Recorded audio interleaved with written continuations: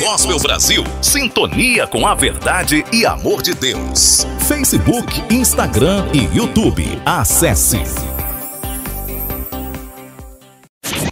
TV Gospel Brasil apresenta Vivendo com Fé. Fique conosco, vamos falar de amor. Seja bem-vindo ao canal. Então abra comigo a sua Bíblia no livro de Êxodo, capítulo 25. Tem gente que diz assim, se eu tivesse no seu lugar eu faria melhor. A pergunta é, por que você não faz melhor no seu lugar? O que você quer o lugar do outro para fazer melhor? Você pode fazer no seu lugar, no lugar que Deus te deu. Quem é um bom servo? Certamente vai ser um bom líder. Quem é um mau servo? Vai ser um mau líder? É ou não é?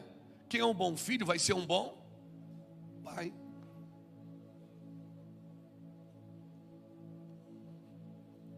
Aleluia! Então, em um mundo que as pessoas podem ser o que elas quiserem, hoje a pessoa pode ser o que ela quiser. Tem gente que acha que é cachorro, está andando que nem cachorro, né? Ela se identifica. É o mundo, as pessoas escolhem o que elas querem ser. Então, no mundo que nós vivemos, que as pessoas têm o direito de escolher o que elas querem ser, por que a gente não escolhe ser melhor, ser bom, ser generoso, ser gentil, né?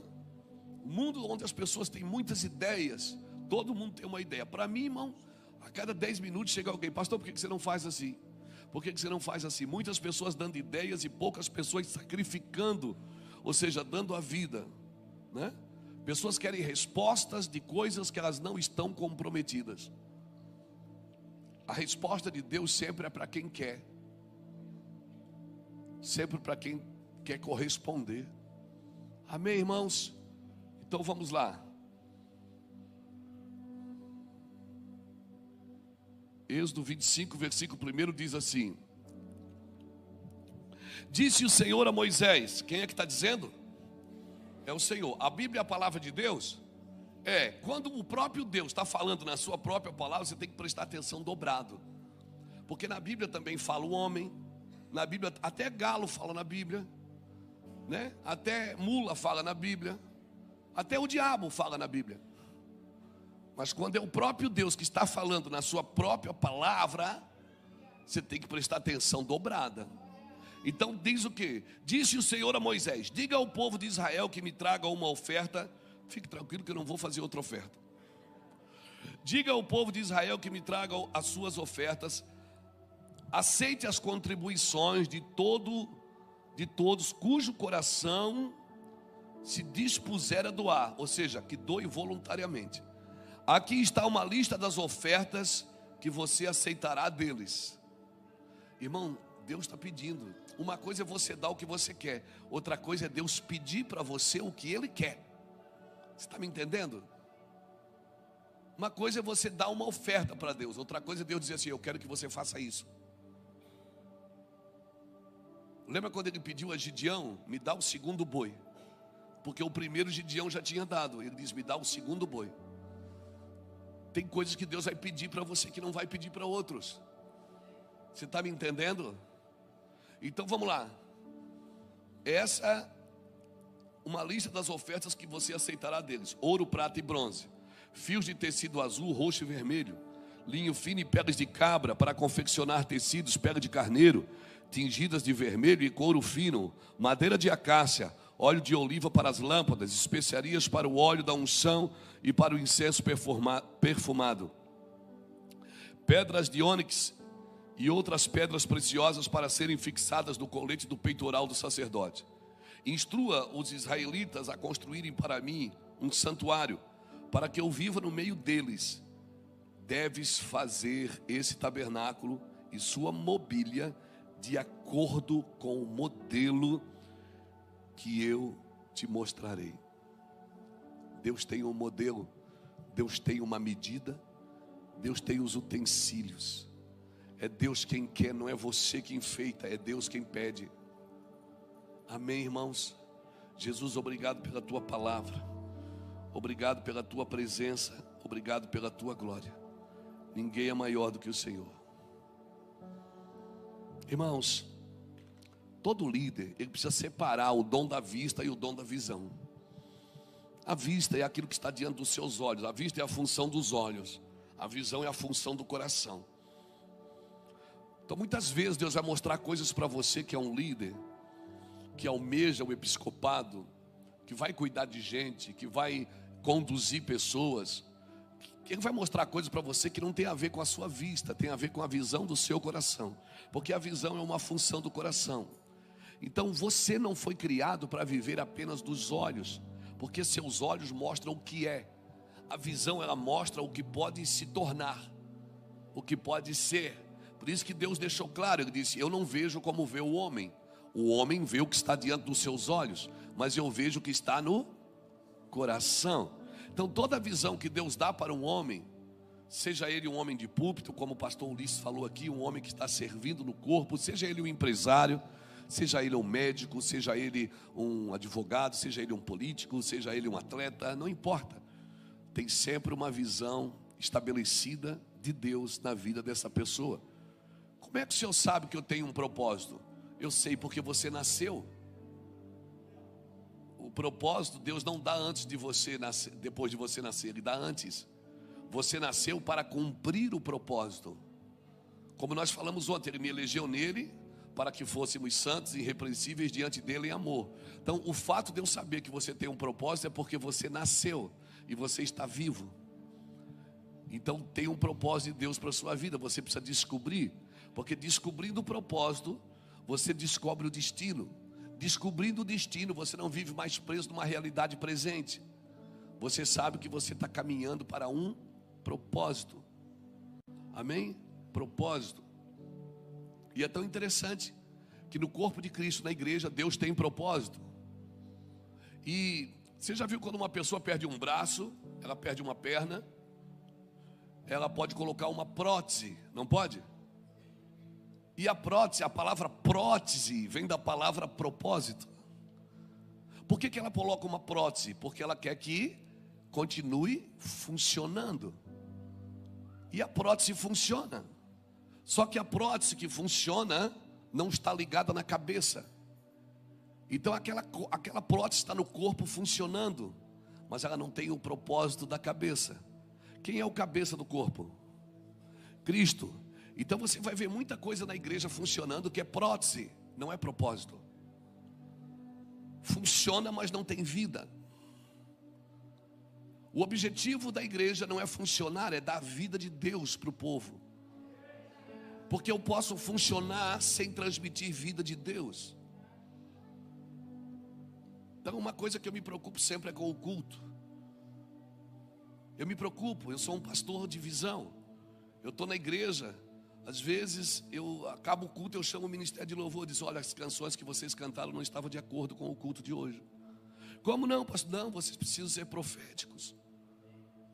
Você está cantando coisa que Jesus já fez. Às vezes eu chamo o pessoal dos obreiros e digo: olha, o culto hoje vai ser maravilhoso. Eu digo: olha, Deus está dando uma palavra, uma direção assim, nós vamos fazer isso. Porque o culto não é só juntar pessoas e sentar na igreja e vamos cultuar a Deus, não. Tem um propósito, por isso nós oramos antes da reunião. Por isso tem uma pessoa que abre o culto. Eu fico prestando atenção desde a palavra que foi aberta a reunião. Porque tudo é um caminho, é um rio só.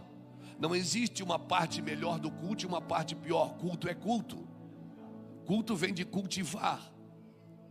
Então, o culto, desde da primeira canção, desde a primeira abertura, desde a primeira mensagem, desde a palavra da oferta, tudo tem movimento.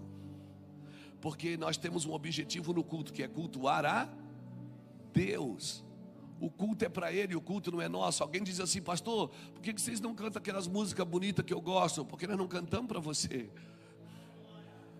O culto é para Ele, dele, por Ele e para Ele são todas as coisas. Quando nós entendermos que o culto na igreja é para Ele, tem gente que não gosta do culto, levanta e vai embora. Mas o culto não é para Ele. Se você falar para um judeu assim, ó, vamos num culto, ele diz: o que é que eu tenho que dar? Porque ele, na cabeça dele, ele entende que o culto é sacrifício. Mas se você pergunta para o brasileiro e diz, vamos num culto, ele diz, vamos, que eu tenho que receber uma bênção. Ele vem na igreja para receber uma bênção, não para dar. Culto é dar, irmão, culto é sacrifício. Quando eu digo eu vou cultuar a Deus, eu estou dando minha vida como um sacrifício vivo, santo e agradável a Deus, que é o meu culto racional. E é isso que o Senhor pede. O Senhor pediu uma lista de coisas. Ele disse, eu não quero pano de outra cor, eu quero azul. Azul. Mas eu tenho um pano que é meio bege. Não, não serve. Porque quando Deus diz é azul, é azul.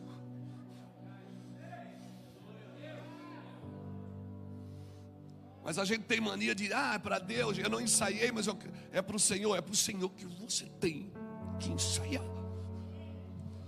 Eu não me preparei, nem preparei uma palavra, então vai embora. Solta o microfone, sai daqui.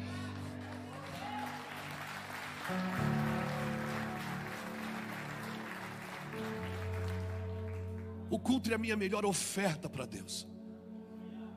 Eu me preparo por horas, irmãos. O domingo é um dia difícil para mim, porque meus filhos querem sair, minha esposa quer sair, eu quero ficar trancado em casa, ouvindo a sua voz. Como eu já sou casado há 38 anos, a Iraci já entendeu isso. Ela disse, queres que eu peça comida, para a gente não precisar sair? Eu digo, quero. Queres que... Eu disse, quero. Então lá em casa, quem mora lá em casa, vive em torno daquilo que eu estou recebendo de Deus.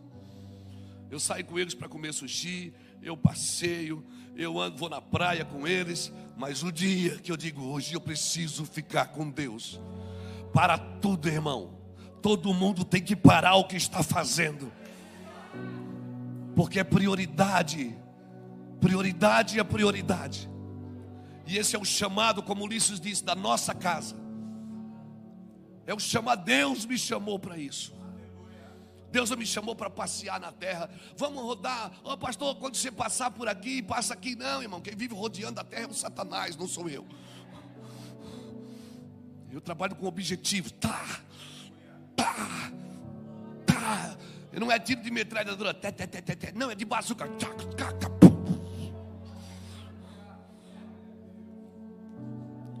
O meu trabalho não é essa capetada miúda da igreja. Sai, como é teu nome? Não, o nome dele é diabo, irmão.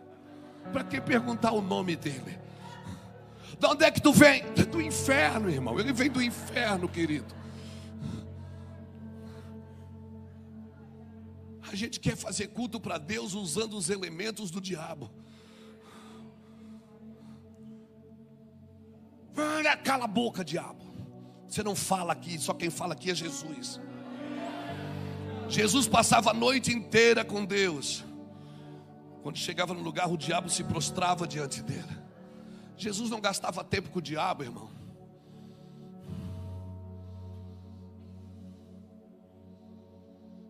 Deixa eu te falar uma coisa. Vai estudar sobre Jesus, sobre Deus, esquece o diabo. O diabo, a maior arma dele é a intimidação. Ele aparece assim, parece um leão, mas é um gato desdentado, irmão. Não tenha medo do diabo. Não, porque o diabo, alguns já até chamam de Didi, já estão íntimos. Pastor, porque Deus me mostrou isso, me mostrou. Tem gente que só vê trevas, irmão. Tinha um irmão lá na igreja que ele só sonhava comigo. Um dia eu tinha pulado do avião, o paraquedas não abriu. Um dia eu caí de cabeça para baixo, me enterrei na lama. Um dia 2 cachorros correram atrás de mim e morderam as minhas nádegas. Um dia ele me viu nu nessa igreja. Ele só via, pastor, tem um sonho para te revelar. Um dia ele me pegou atravessado, irmão. Sabe aquele dia que você está atravessado?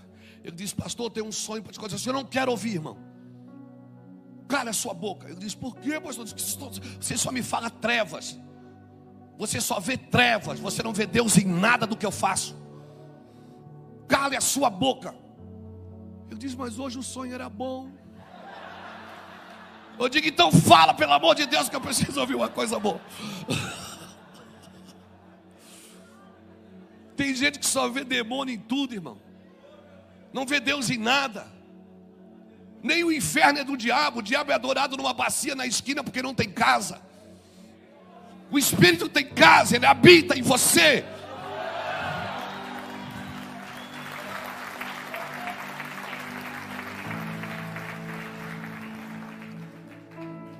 Tu não me deixou dormir hoje, diabo, mas tu vai apanhar até no céu da boca nessa reunião. Bicho desgraçado.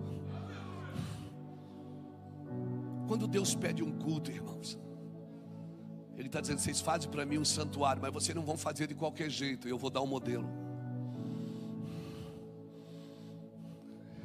Eu quero ouro, eu quero prata e eu quero bronze.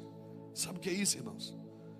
Ele estava distribuindo as ofertas, dizendo assim, ó, quem é rico dava o ouro, o classe média dava prata, quem era pobre dava uma pecinha de bronze, mas todo mundo dava. O rei matava bois, a classe média trazia o cordeiro, o pobre, ele caçava uma ave e trazia uma ave, mas todo mundo dava. Todo mundo, até o cara que ganhava uma cesta básica, ele ganhava a cesta básica, ele abria a cesta básica e tirava 1 quilo para dar de primícia.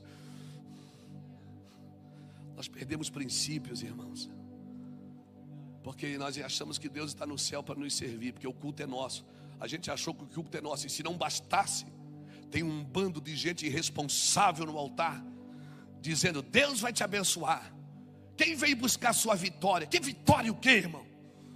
Que vitória? Um bando de gente irresponsável. Eu falei que eu não ia medir palavras. Que fica prometendo, colocando o homem no centro da adoração, quando Cristo é o fundamento de tudo. O culto é dele, irmãos. Eu canto é para ele. Eu prego é para ele.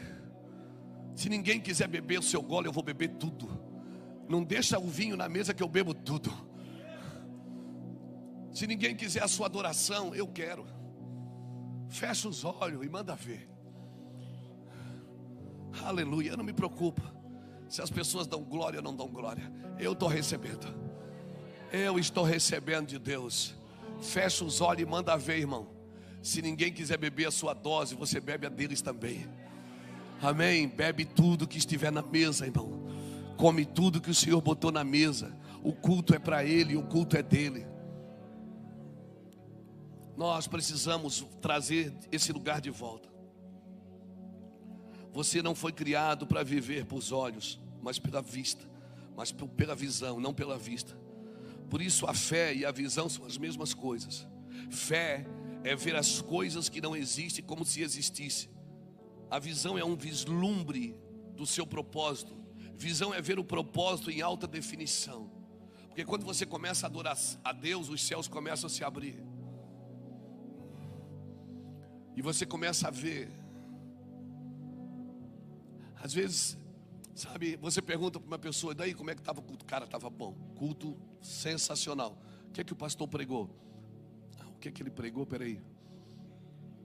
Eu não lembro o que ele falou, mas o culto estava bom. O que é que foi cantado? Eu não lembro.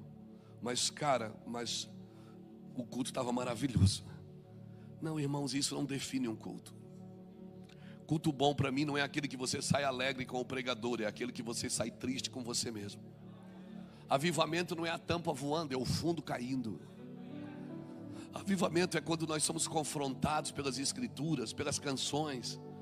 Quando alguém canta uma canção que me leva ao trono da graça. Amém, que eu não consigo às vezes nem me mover.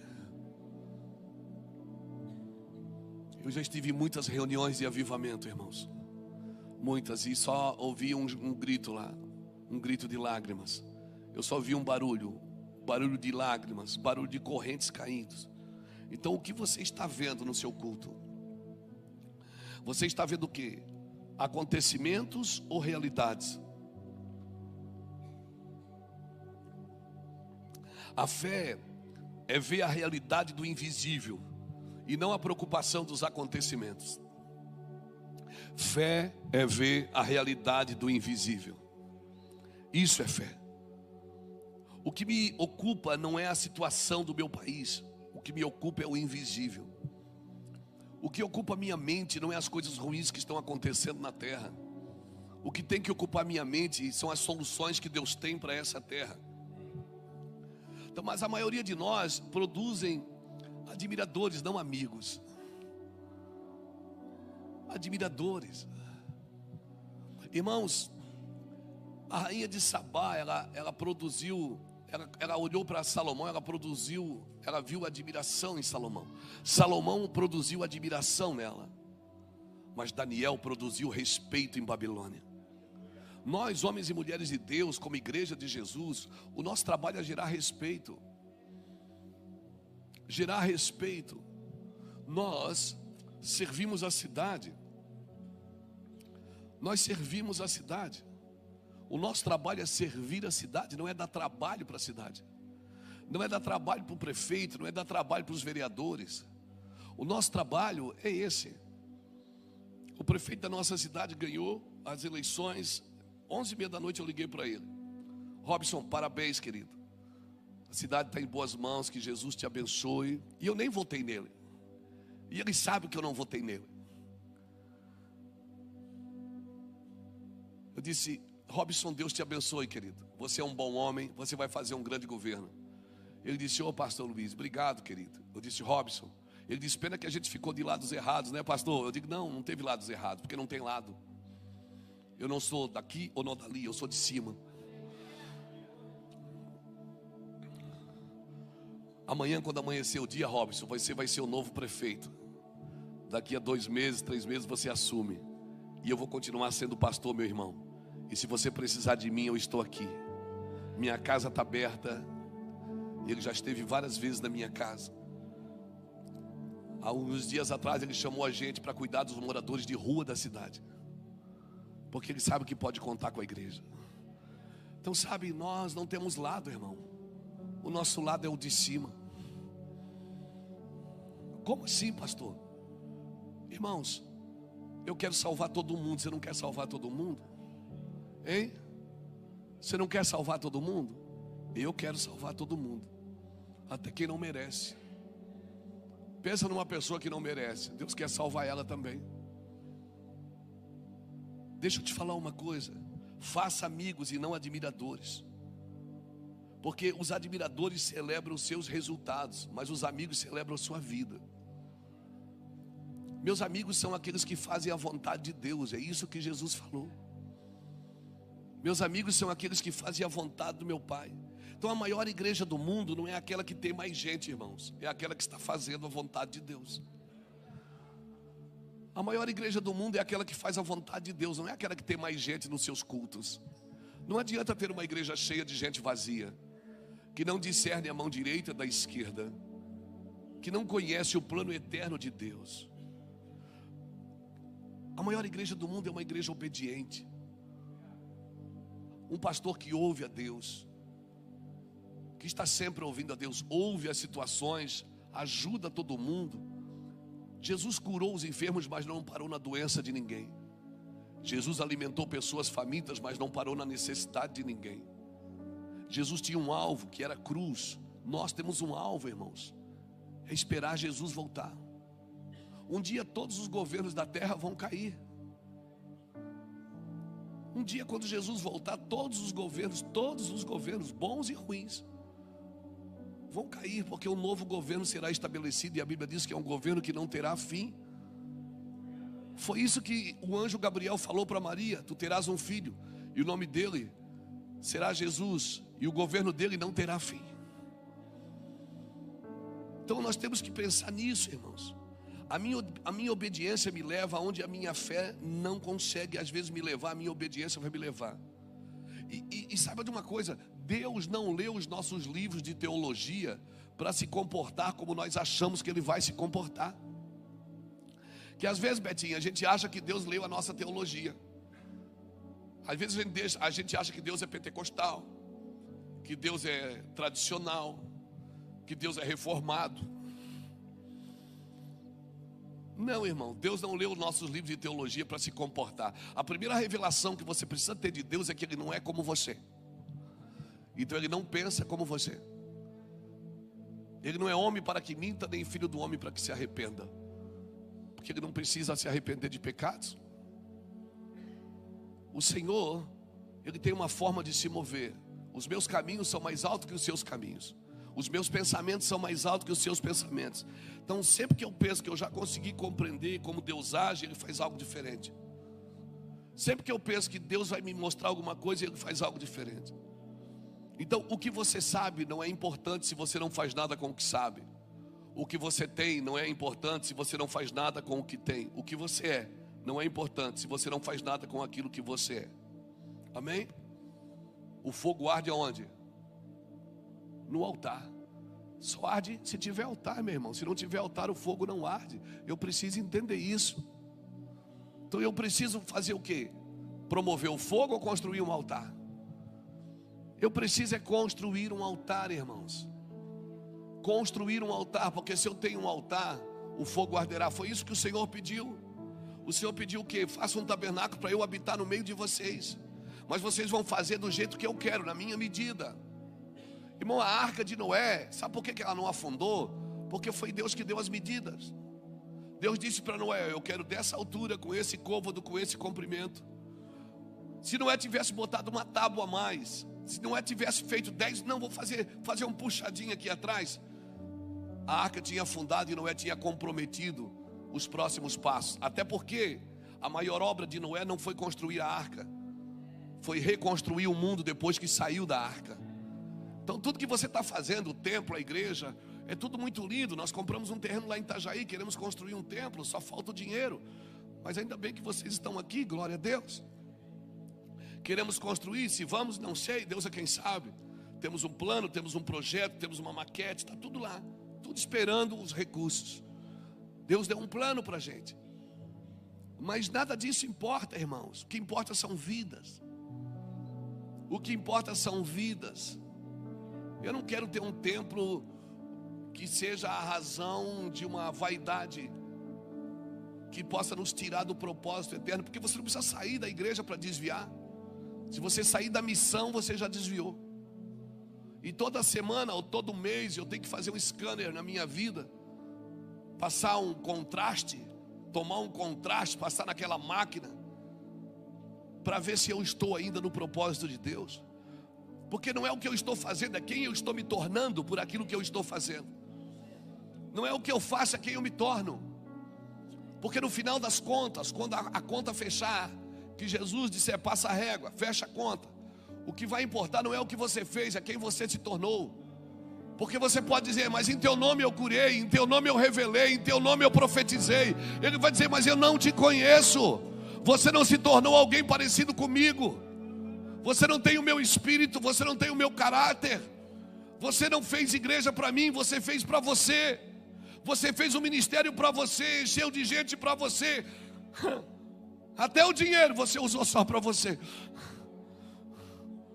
A fama você usou para você. Então eu e você precisamos, irmãos. Se você não está crucificado com Cristo, não ouse pregar o Evangelho. Eu vou repetir: se você não estiver crucificado com Cristo, não ouse pregar o Evangelho. Vá fazer outra coisa. Porque um homem, para pregar o Evangelho, ele precisa estar crucificado com Cristo. Ele precisa dizer: já não sou eu que vivo, é Cristo que vive em mim. E esse amor que eu agora tenho, eu não tenho mais da carne. Eu tenho pela fé no Filho do Homem. Oh meu Deus, alguém está me entendendo? Então o Senhor está dizendo que eu tenho que tomar cuidado com as minhas decisões? Tem. Você tem que tomar cuidado com as suas decisões, assim também como tem que tomar cuidado com a falta delas. Porque às vezes Deus está soprando para você tomar uma decisão e você não toma. Por quê? Porque você não vai ganhar nada com isso. E muitas vezes nós temos dificuldade de tomar decisões quando a gente não ganha nada com elas. Mas o Senhor está ganhando. O saldo bancário celestial está aumentando, irmãos. Aleluia. Evangelho ainda é renúncia. Evangelho não é conquista, é renúncia. Evangelho é você abrir mão. Amém. Evangelho não ter direito de ter direito. Eu não estou brigando por nada. Por nada. Meu trabalho é que Cristo seja formado em nós. Esse é o meu trabalho. Quem coloca Deus em tudo não se decepciona com nada. Talvez se você não está gostando do que você está colhendo, talvez você não deveria prestar atenção no que você está plantando. Porque vencer não começa aqui ao redor, começa dentro de mim. O céu, irmãos, não é um lugar só de boas intenções, é um lugar de atitudes. Eu preciso ter atitudes celestiais. Como eu disse ontem, a verdade não machuca quando você procura ela. A verdade machuca quando você foge dela. Aleluia. Então, quer um conselho de pastor, de amigo? Trate os defeitos dos outros com a mesma consideração que você trata os seus. Trata os defeitos dos outros com a mesma consideração que você trata o seu. Trate os pecados dos outros com a mesma consideração que você trata os seus. Sim, irmãos. Não confunda ação com movimento. Às vezes muitas coisas são só movimento, não são ações de Deus. Quando é que eu sei que eu estou na ação de Deus? Quando você está perdendo. Como é que eu sei que eu estou numa ação de Deus? Quando quem está ganhando é o Senhor. A maioria das coisas que Deus pedir para você, você não vai querer fazer. Porque a princípio ninguém quer renunciar.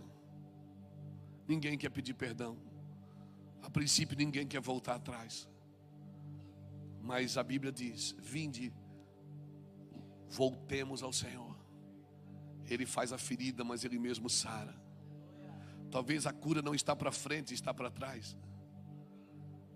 Apocalipse capítulo 2 diz que a igreja de Éfeso, o Senhor diz para ela voltar ao primeiro amor. Eu vou falar uma coisa para você. Eu estou muito entusiasmado com o Brasil. Apesar de toda a dificuldade que nós estamos vivendo, apesar de toda a injustiça que nós temos visto, apesar de todas as coisas que a gente tem presenciado, eu estou muito entusiasmado com o Brasil. Por quê? Porque as minhas expectativas não estão em Brasília. A minha expectativa está na igreja. E essa realidade presente não está para se comparar com o eterno peso de glória que o Senhor vai derramar sobre a igreja que está orando, sobre a igreja que está investindo, sobre a igreja que está treinando pessoas e preparando pessoas. Eu quero declarar isso. Parece que não está acontecendo nada agora, pastores. Parece que não tem saída. Principalmente vocês trabalham no executivo, no legislativo. Você sabe disso. Parece que você não consegue fazer nada. Parece que para você criar uma lei boa, você tem que concordar com umas 20 ruins. Eu sei, irmão, eu conheço o sistema. Eu vivo nele. Parece que não tem jeito, mas eu quero dizer, tem jeito. O Senhor vai soprar um vento e vai acontecer. Se prepare para cantar canções que ninguém nunca cantou. Se prepare para pregar palavras que ninguém nunca pregou. Se prepare para ver coisas que ninguém nunca viu. Que é isso, pastor? Cada dia aumenta o desemprego, cada dia diminui, cada dia aumenta os juros, cada dia aumenta as dificuldades, cada dia aumenta a pressão. Ei, mas esta leve e momentânea tribulação não está para se comparar com o eterno peso de glória. Como é que eu faço? Faça o que Deus está pedindo, dá o pano que Ele está pedindo, dá a medida que Ele está pedindo, dá as coisas que Ele está pedindo. Se é ouro, dê o ouro. Se você pode dar ouro, se você não pode, dê o bronze. Se você não pode dar prata, tudo que você puder, dê o melhor. Dê o seu tempo, dê a sua vida, dê suas lágrimas, dê seu sorriso. Entregue seus filhos, entregue tudo. E você vai provar o melhor de Deus. Caminhar na vida e missão da igreja, irmãos, é um processo. Ou você anda no ciclo, ou você anda em círculo, ou você faz da sua vida um circo. Pegou isso? Ou você respeita o ciclo, primeiro a erva, depois a espiga e por último o grão cheio na espiga. Ciclo é ciclo, ninguém pode pular o círculo.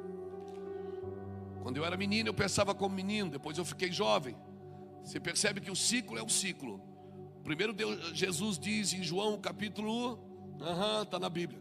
1 João 2, versículo 15 e 17, está ali. Ele diz: filhinhos, eu vos escrevo porque os vossos pecados foram perdoados. Depois ele diz: jovens, eu vos escrevo porque a minha palavra está em vós e conhece aquele desde o princípio. Depois ele diz: pais, eu vos escrevo porque vocês conhecem aquele que é desde o princípio. Perceba, filhinhos, jovens e pais, para cada um tem uma palavra, são ciclos da sua vida. Filhinho é quando você aceita Jesus. Quando você aceita Jesus, ele diz: teus pecados foram perdoados. Mas você não vai ficar só como filhinho, você tem que crescer, mano. Tem que ir para cima. Amém? Você quer mais? Você quer mais ou não quer? Eu quero. Ah, mas pastor, eu já estou com 40, 50, 60. Depois você olha na Bíblia, a maioria dos homens que Deus usou foi depois dos 40, 50, 60. Dá tempo para você, coroa. É nós. É nós. Salvo Jesus e José, que começaram com 30. A maioria dos homens, das mulheres, Sara foi mãe com 90. Eita glória. Você está me entendendo? Quem sabe Deus precisa matar a carne para fazer reviver o espírito. Então ele diz: filhinhos, eu vos escrevo porque os vossos pecados foram perdoados. Pronto, já foi perdoado. Mas depois ele diz: jovens, eu vos escrevo porque a minha palavra está em vós e já venceste o maligno. Você não vence o maligno quando é filhinho. Você aceita Jesus, mas depois que você é filhinho, você tem que entrar como um jovem na fé, vencer o diabo. Vence o diabo por onde? Pela palavra que está em vós. Mas depois ele diz: pais, eu vos escrevo porque conheces aquele que é desde o princípio. Quando você aceita Jesus, você não conhece a Deus. Você só quer se livrar do que você está carregando. Você só quer se livrar da mazela. Mas à medida que você vai andando, produzindo 30 sementes por uma, 60, 100, Jesus é o caminho, se torna a verdade e passa a ser a vida. Você vai andando, você vai mergulhando profundo. Não tem mais volta. Diga para alguém que está do seu lado: não tem mais volta para você. Ei, não tem mais volta para você. Mas faz só 5 meses que eu aceitei Jesus. Você é filhinho ainda. Mas começa a estudar as escrituras, você vai vencer o maligno. O diabo vai dizer: faz, você diz: não faço, demônio. Não vou fazer porque eu sou de Deus agora. E aí vai chegar no tempo que Deus diz: agora você me conhece. Agora a gente pode gerar uma relação. Podemos construir algo juntos. Porque agora você conhece aquele que é desde o princípio. Tem uma hora que Deus vai olhar para você, estender as mãos e vai dizer assim: vinde. Você que está cansado e sobrecarregado, vinde a mim. Aí você vai a Ele. Aí chega um tempo que Ele não diz mais vinde a mim, Ele diz: vinde após mim. Tome sua cruz e siga-me. E vai chegar uma hora que Ele não vai mais dizer vinde a mim, nem vinde após mim. Ele vai dizer: ide por todo mundo e pregai o evangelho a toda criatura. Quem crê e for batizado será salvo. Você está me entendendo, cristão? São processos da sua vida. Então diga para quem está perto de você: o ide ainda vai acontecer. Fique tranquilo. Mas respeite o processo. Vinde a mim. E a Ele não te custa nada, e após Ele te custa tudo. Tome a sua cruz e siga-me. O problema é que na igreja tem muita gente que está como filhinho, ainda tem gente que está já como jovem, ainda tem gente que já é pai. O filhinho chegou ontem e já acha que sabe tudo. Tem ideias mirabolantes. Aleluia. Mas tem um processo. Diga comigo: processo. Diga comigo: construção. Isso é ciclo. Porque se você não andar no ciclo, você vai andar em círculo. Vai passar 30 anos sentado na igreja, sem entender quem Deus é e quem você é. Você vai andar em círculo. Passa ano, aí chega final do ano, você canta: nesse ano quero paz no meu coração. Quem quiser ser meu amigo. Aí você diz, agora vou entrar no ano novo, vou fazer assim, faz uma lista de prioridades, chega ali para fevereiro, março, já pagou tudo. Gastou todo o dinheiro que tinha no Natal, fez prestação, não deu conta de pagar, e agora está botando a culpa em Deus. Não respeitou o ciclo, está andando em círculo. E o pior do que andar em círculo é fazer da sua vida um circo. E aí tem que se vestir de palhaço para mostrar para os outros uma vida que não existe. É um promotor de ilusões. Promove ilusões. Por quê? Porque não respeitou o ciclo. Anda em círculo até fazer da igreja um circo. Irmãos, eu prego o Brasil inteiro e com muito respeito eu falo isso. Eu amo a igreja de Jesus, mas tem lugares que eu vou que é só exibição. Não tem nada palpável para segurar. Não tem vida de Deus. A vida de Deus, você sabe quando está num lugar. Dá vontade de chorar, 10 minutos depois você está rindo. 10 minutos depois você está chorando. Você vai chorar, você vai no banheiro fazer xixi, você chora. Porque a presença de Deus reina. Você está comendo coxinha na cantina, está chorando. Você chora no estacionamento. Aleluia. É por isso que nós temos que preservar. E como é que eu faço a igreja, pastor? Como é que eu faço isso? Ouça o que Deus está te pedindo. Fala aos filhos de Israel que me tragam uma oferta. A oferta não é o que você põe no envelope, porque a coisa mais barata do evangelho é dinheiro. Só que Deus não pode trocar cheques na eternidade. A moeda do reino ainda é a sua vida. Então apresente os vossos corpos como sacrifício vivo,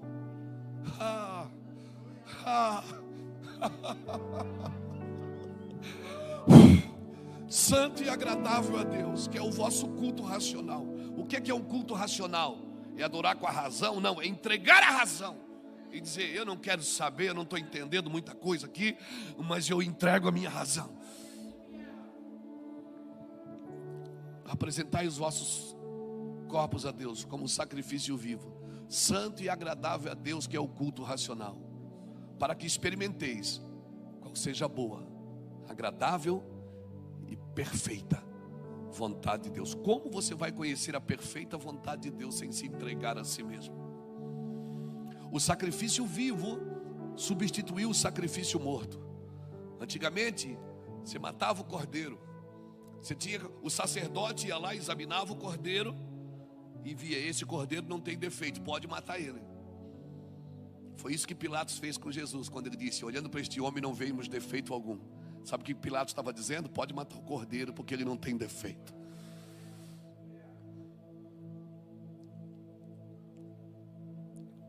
Só que agora o sacrifício vivo é você que pega você e diz, vamos lá. Você vai, você está cansado, mas você vai. Está com fome, mas você vai. Está com sono, mas você vai. Eu vou sacrificar você, você não vai falar mais. Sacrifício vivo é você pegar o seu espírito e dar uma ordem para a sua alma. Aquieta-te dentro de mim, alma. Adora o Senhor. Alma, levanta o braço para adorar a Deus. Eu estou cansado, levanta. É essa briga que você vive todos os dias. A carne quer uma coisa, a alma quer outra. A alma é um pêndulo de um sino. Ela fica, olha ela serve o espírito, olha ela serve a carne. A alma sempre vai pender para o lugar que estiver melhor alimentado. Se você alimenta mais a carne, a alma vai querer as coisas da carne. Se você alimenta mais o espírito, a alma vai querer as coisas do espírito. A alma obedece quem come melhor, quem se alimenta melhor. Por isso, irmãos, o culto não é para nós. Traz pano azul, ele está dizendo. Traz carmesim, texugos, pega de carneiro. Traz, pega de animais marinhos e faça para mim um santuário. Agora só receba a oferta do homem cujo coração se mover voluntariamente. Ou seja, não force ninguém a me servir. Não force ninguém a ouvir o evangelho. Não force ninguém a cantar para mim. Não force. Não force. Ele tem que querer. Porque eu não recebo oferta obrigado. Amor obrigado é estupro. Intimidade obrigada. Quem é obrigado a ter intimidade com o outro está sendo estuprado. Deus não é assim. Deus quer corações voluntários que se doam porque querem. Eu estou aqui porque eu quero, irmão. Estou com uma faringite miserável, mas eu estou aqui porque eu quero. Eu vim porque eu quis. Ainda que o pastor Célio e a pastora Beth convidaram, ainda que eu tenha obrigações com o Ministério Mevan, mas eu estou aqui porque eu quis. Se eu ligasse a Célio, eu não posso ir. Não, tudo bem, ele dizia, tudo bem, meu pastor. Está tudo certo. Eu estou aqui porque eu quero, irmão. Eu não vim pelo seu dinheiro. Eu não vim por outra coisa a não ser para ver Cristo sendo glorificado. Por que eu vim? Porque eu tenho que vir, irmão. Eu não consigo ficar em casa vendo Netflix. Eu não consigo ficar em casa jogando joguinho na internet. Eu tenho um chamado. Eu não consigo ficar em casa fazendo outra coisa. A minha prioridade não é essa, irmãos. Quando você achar o seu propósito, você vai ser feliz. Você vai ser feliz. Vai ser muito feliz. E muitas vezes você pensa que Deus está te punindo. E Ele não está te punindo, Ele está te poupando. Faça para mim um santuário. Faça para mim um santuário. Eu li até o versículo 9 de Êxodo 25. Mas se você ler o versículo 10, você vai perceber que Deus pediu primeiro para fazer a arca. Faça para mim uma arca de madeira de acácia com 1,15 metros de comprimento, 67,5. Meu Deus, irmão, detalhes. Oh, meu Deus, Ele é Deus de detalhes. Ele é Deus de detalhes. Medidas. Deus de ambientes. Você não tropeça em montanhas, você tropeça em pedrinhas. São pequenas concessões que você aborda que vai te matando. Você não tropeça em galhos de árvore, você tropeça em toquinhos no chão. São as pequenas concessões que a gente abre que vai nos matando, irmão. Olha os detalhes.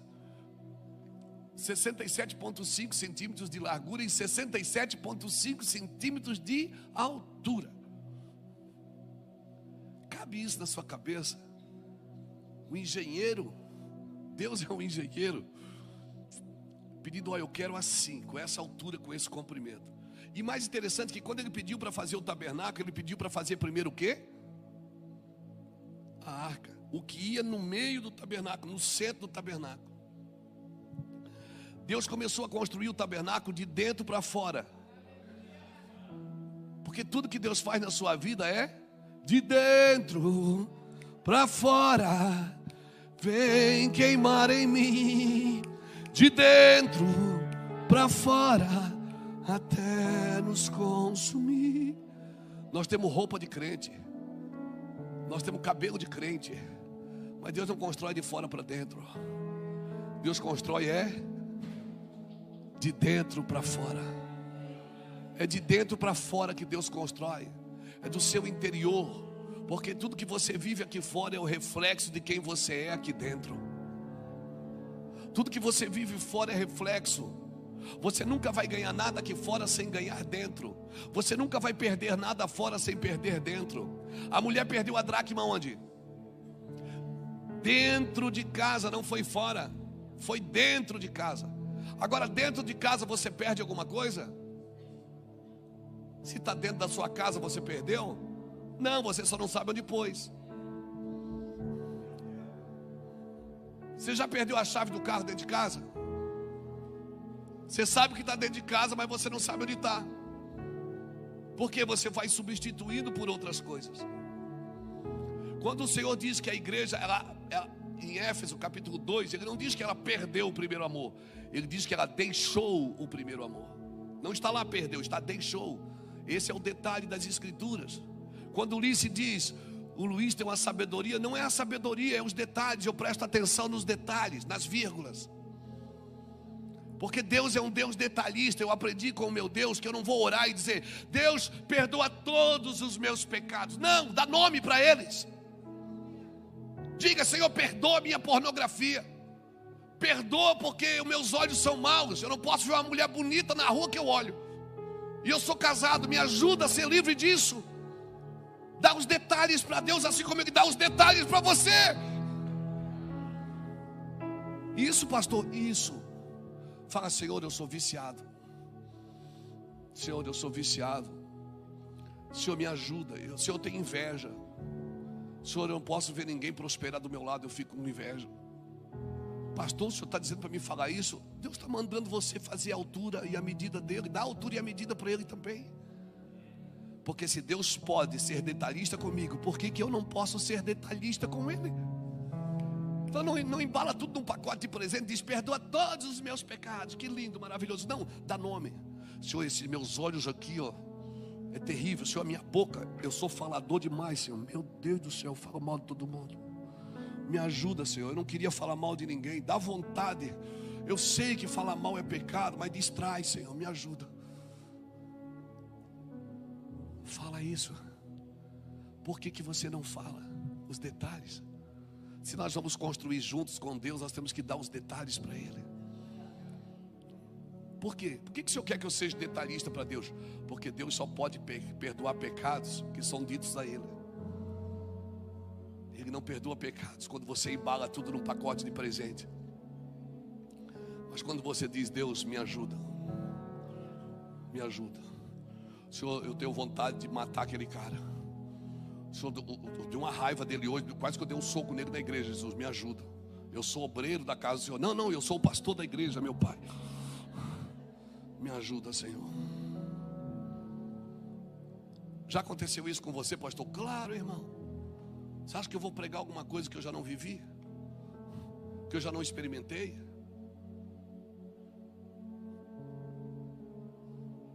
O cara já me fechou no trânsito, eu fui atrás dele. Ele chegou, a minha mãe fez dedão para mim, eu fui atrás dele. Aí ele assim olhou para mim e disse: Luiz, eu digo, vou pegar esse cara agora. Aí eu fui voltando, disse: meu Deus, o que eu estou fazendo, Jesus? Parei o carro, chorei. Voltei ao normal e disse: cadê esse cara? Não, brincadeira. É, pastor, é. Então com que eu luto? Eu luto com a ira. Você tem um fantasma, todo mundo tem um fantasma aqui. Não vem posar de bacana, não. Todo mundo aqui luta com alguma mazela. É ou não é? Eu luto com a ira. Então quando tem uma confusão eu saio de perto. Porque o meu senso de justiça própria, eu tenho que sair. Eu tenho que baixar, falar em línguas.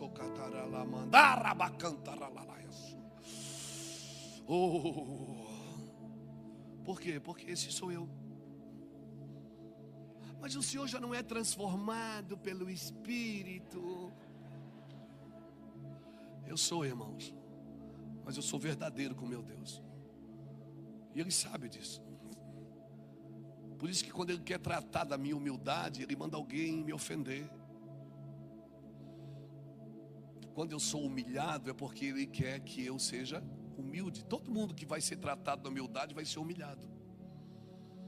Então quando eu estou muito grandão, Ele pega um alfinetezinho assim e fura o balãozinho.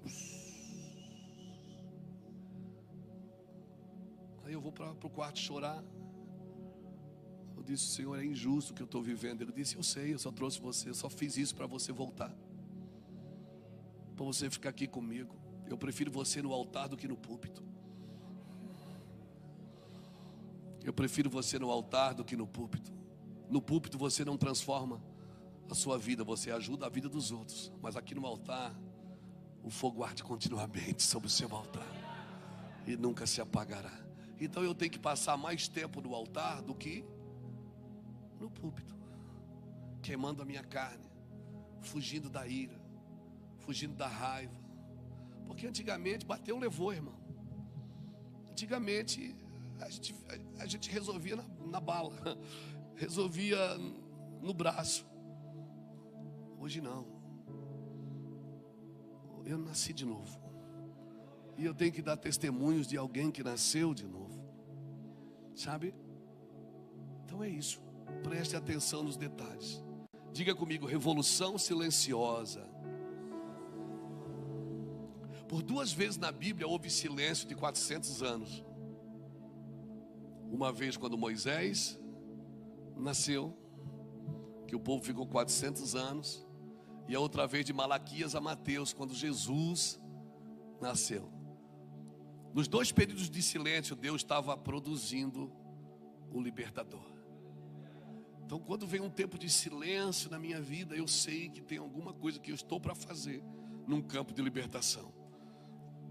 Deus está machucando primeiro a minha carne, deixando que a minha carne se estabeleça, se desapareça, podemos dizer assim.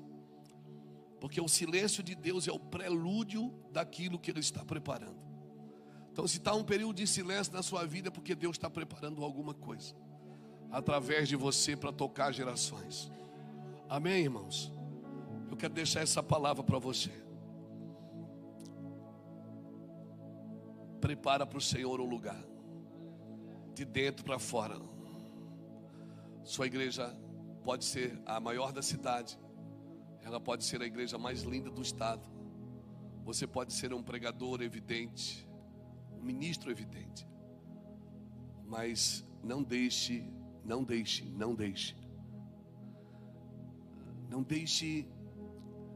esse lugar roubar você do lugar que Deus preparou para você. Para encerrar, o versículo 17 ao versículo 22. Bota aqui para mim, filho, por favor. Bati palma para você hoje, hein?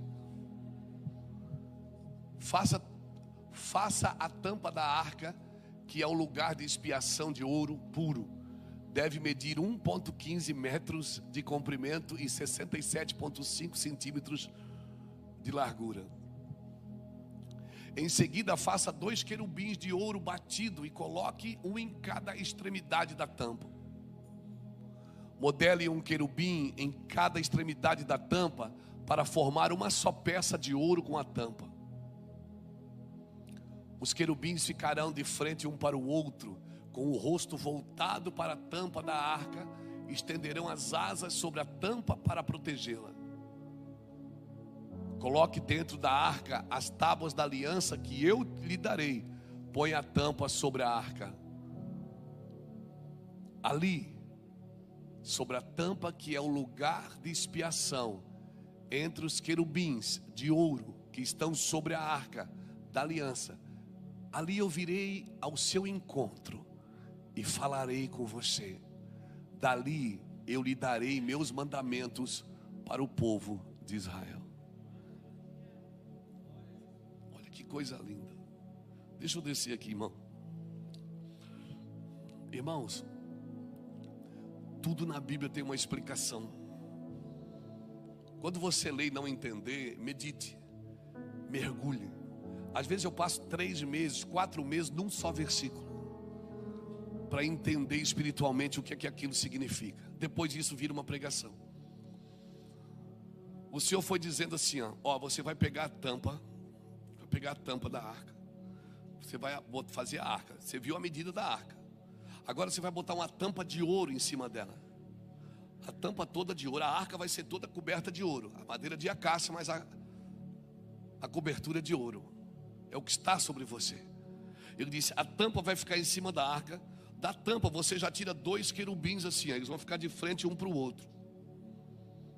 Vou 2 querubins aqui. Vem cá, querubim. Me ajuda aqui. Mais outro querubim. Aleluia. Marcelo, vem cá, Marcelo.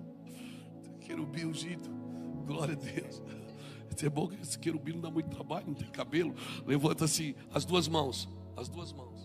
Isso era o querubim. Eles ficavam assim, a tampa era uma peça só, aqui e aqui. Ele disse, dentro da arca eu vou te dar as tábuas que eu ainda vou te dar. Ele não tinha escrito as tábuas da lei ainda. E aqui em cima da arca é o lugar da expiação. Aqui eu virei e falarei contigo. Perceba que ele ia falar aqui, mas é porque a palavra já estava ali. Ele só fala onde a palavra já está, irmão. As revelações é para quem busca na palavra. Ele disse: aqui eu virei. O que é que tinha aqui em cima? Nada. Porque aonde Deus fala não tem nada. Você, quando vai ficar com Deus, ainda que você seja o pastor presidente, você não pode levar as demandas. Quando você vai adorar a Deus, você não leva uma lista de compra. Você não leva a igreja, você não leva a sua esposa, você não leva seus filhos, é só você. Aqui não tem nada, aqui só tinha uma coisa: o sangue da expiação. Uma vez por ano, o sacerdote, o sumo sacerdote, pegava o cordeiro, examinava o cordeiro, matava o cordeiro e deixava aqui. Passava o sangue no cordeiro, o fogo de Deus vinha e ali Deus falava. Falava com Moisés. Escute, irmãos. É aqui que Deus fala. Onde Deus fala, o que que tem? Nada. O problema é que você vai para orar. Não vou orar para Deus falar comigo. O problema é que você vai orar e fala. Oração não é para dar ideia para Deus, irmãos. É para Deus falar com você, não é para você falar com Deus. Quando você quiser falar com Deus, você vai para a oração também. Mas quando você vai ficar com Deus, é só Deus quem fala. Você vai para ouvir. A maior arma de um profeta não é a sua boca, é seu ouvido. Porque ele ouve e fala. Porque tem muita gente falando que Deus não disse, porque não está ouvindo a Deus. Não está ouvindo a Deus. A maior arma de um profeta é seu ouvido, não é a sua boca. Aqui Deus fala. Mas era só o sumo sacerdote que entrava. Mas um dia Jesus morreu na cruz. E a Bíblia diz que ele entrou pelo novo e vivo caminho, pelo sangue da nova aliança, o véu que foi rasgado. Ou seja, agora você não precisa mais esperar o pastor falar. Você não precisa mais esperar o apóstolo falar. Você não precisa mais esperar o padre falar. Você não precisa mais esperar ninguém falar. Porque o véu foi rasgado. E agora todos podem entrar pelo novo e vivo caminho, pelo sangue da nova aliança. Todos podem vir para esse lugar e ouvir Deus. 2 querubins, um de cada lado. Quando Adão caiu no jardim, Deus expulsou Adão do jardim. O que é que Deus botou na porta do jardim? 2 querubins, para quê? Para manter o lugar vazio. Os querubins estão aqui para manter o lugar vazio, para você não colocar nenhuma baderna aqui em cima. Aqui onde Deus fala, você não coloca nada. Aqui onde Deus fala, você vai e diz: Deus, fala comigo. Fica lá 1 hora, 2 horas, 10 minutos. Ele pode falar em 10 minutos, como pode falar em 10 dias. Ele levou Moisés para o monte em Êxodo 24, antes do texto que eu li, você vai ler depois na sua casa. Ele levou Moisés para o monte e disse: sobe ao monte que eu falarei contigo. Pode abaixar a mão, querubim, já estou cansado, querubim já cansou. Ele disse para Moisés: sobe ao monte que eu falarei contigo. A Bíblia diz que Moisés ficou 1 dia, 2, 3, 4, 5, 6, 7. Deus não apareceu. No 7º dia que Deus chegou e falou com Moisés. Por quê, irmãos? Porque primeiro Deus deixa sossegar aquietar toda a sua carne, toda a sua alma. Porque a gente vai falar com Deus, a gente tem crédito, a gente tem acesso, Betinha. E a gente vai falar com Deus, a gente quer dar ideia para Deus. Deus faz isso, Deus faz aquilo. Deus, 15 dias para o senhor fazer. E Deus diz: fica quieto, só ouve e escreve. E você fica lá. Moisés ficou 7 dias. Quando acabou todas as expectativas de Moisés, como é difícil ficar num lugar para perder as expectativas. Eu sei o que eu estou falando para você. É muito difícil. E você fica ali, sozinho. A obediência, ela é solitária, irmãos. A obediência é solitária. Eu sei o que eu estou falando para você. Mas nem que você fique sozinho, não desobedeça a Deus. Mantenha o lugar vazio, porque Deus vai vir e vai falar com você. Vai dizer como que Ele quer que você conduza a igreja, como que Ele quer que você conduza a empresa. Ele vai dizer para você o que adora o coração dele. Ele vai dar as medidas para você. Ele vai dizer: faz assim, faz desse jeito. Eu tenho muita coisa que eu gostaria de dar para Deus, mas o que eu queria dar mesmo é o que Ele está pedindo. Sabe, alguém perguntou para mim assim: pastor, qual é a sua maior luta?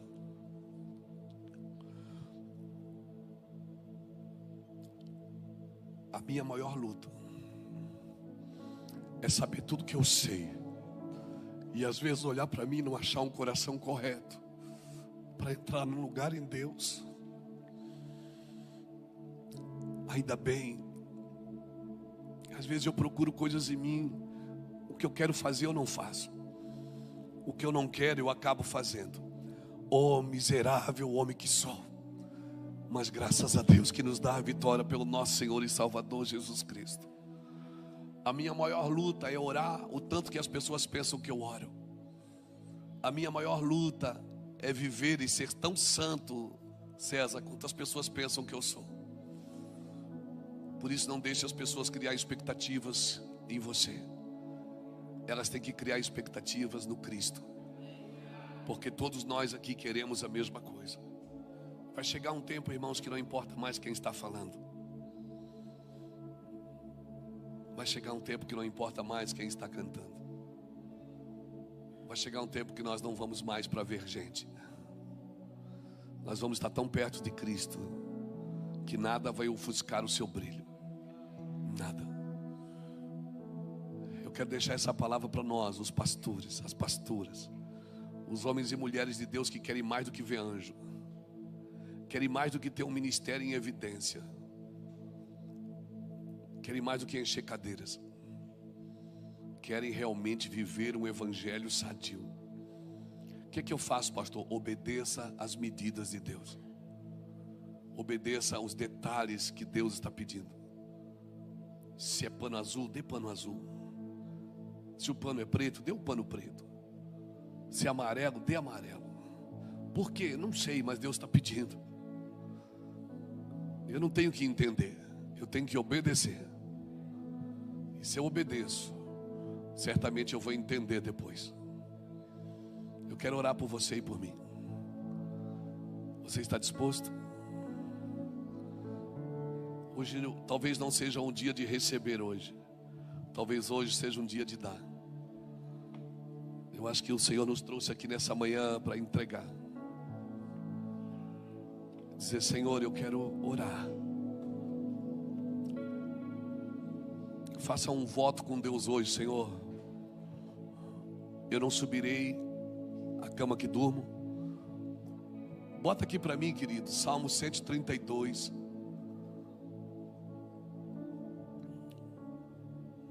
Salmo 132. Salmo 132. Senhor, lembra-te de Davi e de tudo que ele sofreu. Ele fez uma promessa solene ao Senhor, jurou ao poderoso de Jacó: não voltarei para casa, não descansarei em minha cama, não deixarei que meus olhos durmam, nem fecharei as pálpebras para cochilar, enquanto não encontrar um lugar para a habitação do Senhor, um santuário para o poderoso de Jacó.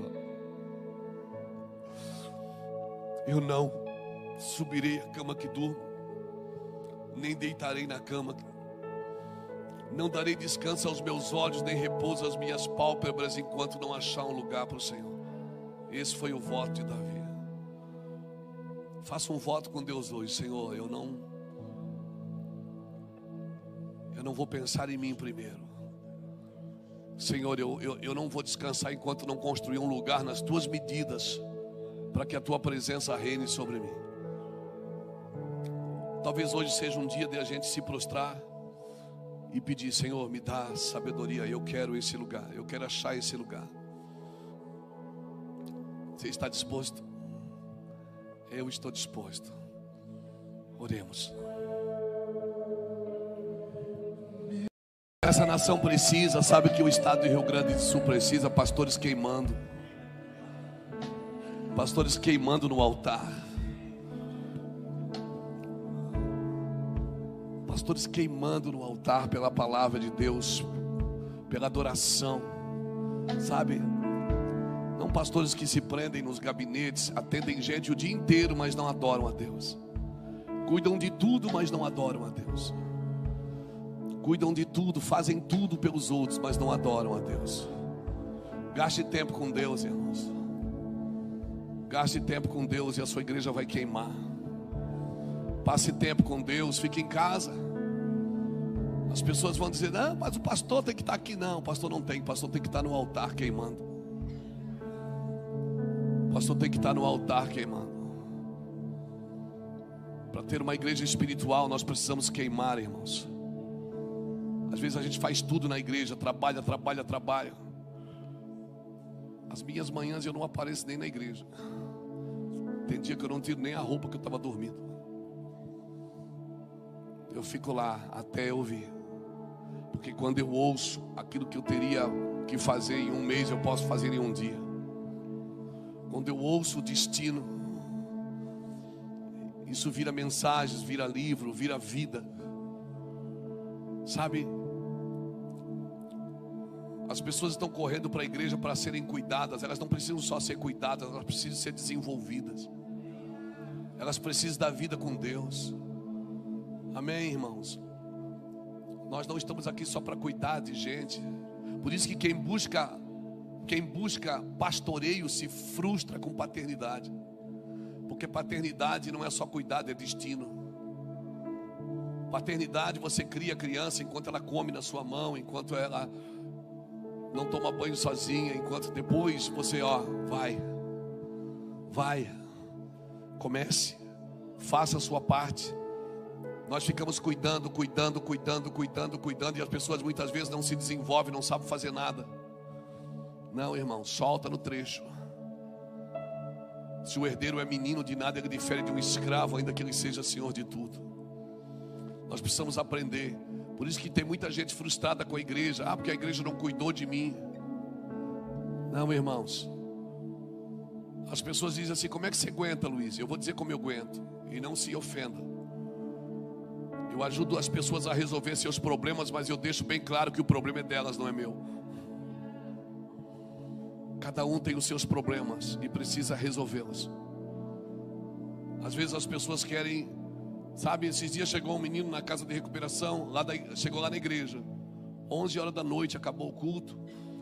Ele estava lá: pastor, eu quero ir para a casa de recuperação. Eu disse: querido, 11 horas da noite agora a gente não leva ninguém, porque está todo mundo dormindo lá. Você tem que ir amanhã. Vem aqui amanhã, a gente vai te levar. Eu vou dormir na rua. Eu disse: meu filho, você está dormindo há 10 anos na rua, a culpa não é minha. Se você quer ir mesmo, você vem que a gente vai te levar. Mas e agora que eu posso ir? A casa de recuperação fica a 40 quilômetros daqui. Até chegar lá é mais de meia-noite. Nós vamos ter que acordar a casa inteira para você entrar. Tem 40 homens lá dentro. Então deixa amanhã de manhã, você vem aqui, a gente te leva. Você quer ir mesmo? Às vezes as pessoas elas querem transferir para a igreja, transferir para o pastor, transferir a vida delas. Não, irmãos, eu ajudo todo mundo a resolver seus problemas, mas deixo bem claro: o problema é seu, não é meu. Jesus curou, mas não parou na doença. Jesus alimentou, mas não parou na necessidade. Jesus continuou, nós temos que continuar. Sabe, às vezes você quer assumir, e não se ofenda comigo, mas eu preciso falar. Às vezes o melhor lugar para esconder os nossos problemas é no problema dos outros. Você ajuda as pessoas a resolver o problema delas, mas não resolve os seus. Então ajude sim todo mundo a resolver os seus problemas. A igreja está aqui para isso.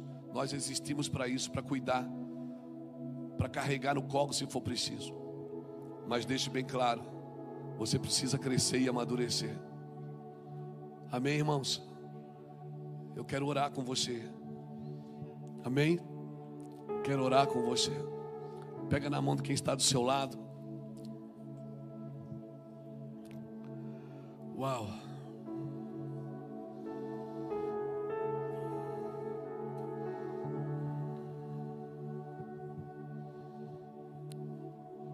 Se eu fosse resumir essa mensagem numa frase, eu diria: ande nas medidas de Deus. Ande nas medidas de Deus. Amém? Se Deus diz que é 67.5, é 67.5. Se Deus diz que é 15.7, é 15.7. Fale, e tem uma coisa: se você ouvir a voz de Deus, nenhuma voz mais vai ser suficiente. Mas se você não ouvir a voz de Deus, você vai ouvir muita gente com muitas ideias, com muitas perspectivas, e é muito provável que você saia do propósito de Deus. Não saia do propósito de Deus. Ouça a voz de Deus. Então pela manhã acorde e diga: Deus, Pai, o que nós temos hoje? O que o Senhor tem para mim hoje? Fala comigo, Senhor. Certamente Ele vai falar. Naquela cruz tinha 2 ladrões. Um dizia assim: tu não és o Cristo, desce daí se tu és o Cristo, tira nós da cruz. Jesus nem olhou para ele. Mas do outro lado tinha um outro ladrão que disse: cala a boca, rapaz, nós somos pecadores, ele não fez nada. E disse para Jesus assim: Senhor, lembra-te de mim quando entrares no teu reino. O que é que Jesus disse? Jesus com esse começou a conversar. Jesus disse: não, fique tranquilo, ainda hoje você vai estar comigo no paraíso. A minha pergunta é: Jesus morreu por qual dos 2 ladrões? Ele morreu pelos 2, irmãos, mas ele deu atenção para quem quis. Ele morreu por todos, mas a atenção de Jesus é para quem quer. 7 bilhões de pessoas que permeiam a face da terra já estão salvas. Jesus morreu por todas, mas elas só serão salvas se elas quiserem. Amém, queridos? Pai, eu oro por pastores segundo o teu coração. Eu oro por homens e mulheres segundo a tua palavra, que andam nas medidas do Senhor, que quando estão na tua presença estão vazios de si mesmo, estão livres de si mesmo na sua mente e no seu coração. Homens que não têm só planos e projetos, mas têm renúncias. Homens que abrem mão da sua vida para viver a vida com Cristo. Homens que não têm só projetos, que não têm só vontades, mas que têm renúncias, que soltam tudo, que seguram tudo de mão aberta, para que a tua glória permaneça neles, para que a tua presença reine neles. Pai, eu oro para que essa geração seja uma geração segundo o teu coração, e que o Senhor não precise esperar outra geração para se manifestar, que a nossa geração vai dar uma resposta nesses dias, Pai. Nós vamos manter as medidas, nós vamos trabalhar de dentro para fora, nós vamos manter o lugar que o Senhor fala vazio. Fale, Senhor, porque esse lugar está vazio. Nós não vamos te apresentar nossos sonhos e nossos projetos. Nós vamos dizer: Senhor, o lugar está vazio, venha e te manifeste. Amém. Se esta palavra falou ao seu coração, deixe o seu like. Se inscreva no canal e ative o sininho para não perder nenhuma mensagem. Compartilhe com alguém que precisa ouvir essa mensagem. E antes de sair, dê uma olhada neste banner que está aparecendo aí na tela. Há mais uma palavra de Deus esperando por você. TV Gospel Brasil. Sintonia com a verdade e amor de Deus, transmitindo a verdadeira palavra de Deus. Divulgue, compartilhe. Estamos no Facebook, Instagram e YouTube. Acesse nosso WhatsApp 14997055518. TV Gospel Brasil, uma TV de amor.